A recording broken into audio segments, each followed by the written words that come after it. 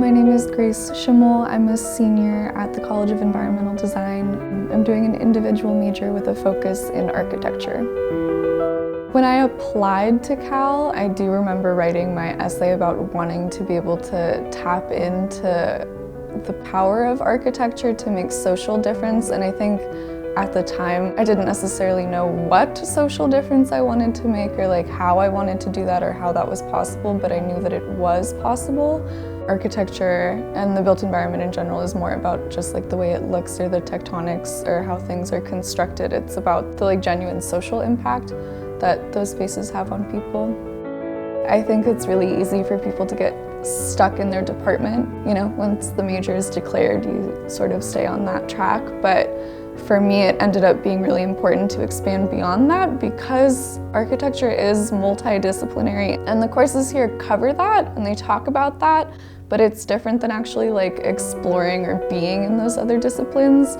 So for me, that looked like taking sociology classes, art practice classes. The decal that I taught and am now doing administrative work for is called GenSex. GenSex covers a really wide range of topics. I think primarily I would say it focuses on experience with gender and sexuality, but also goes beyond that in talking about experiences with power and privilege and oppression. Basically twice a week for 2 hours at a time, a group of students sitting in a room on campus and discussing personal experience with each other in a way that gives it weight and makes it as important as it actually is, which is not something I think that's common in a university setting. I am writing my senior thesis this semester. Have decided to take on the topic of sort of the aesthetics of reproductive care in the United States, looking at post-Roe v. Wade, so 1973 up until the present. First part being looking at just the literal spaces that these services occupy, so namely abortion clinics, looking at why they look like the way that they do, the spatial regulations that they encounter.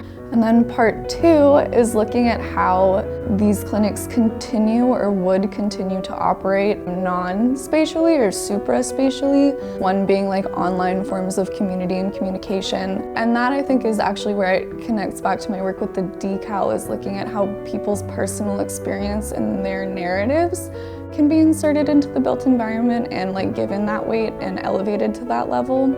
And that's a bit more conceptual. That would be looking at more installation pieces or art projects in a lot of ways. What I do hope for it is that it gives the information that I am finding by doing this research in this institution to a larger audience. That's something that's really important to me, is that it's legible and that it's distributable. Not because I want to be for them to know my name, but because I want for them to know the things that I am finding out in this project.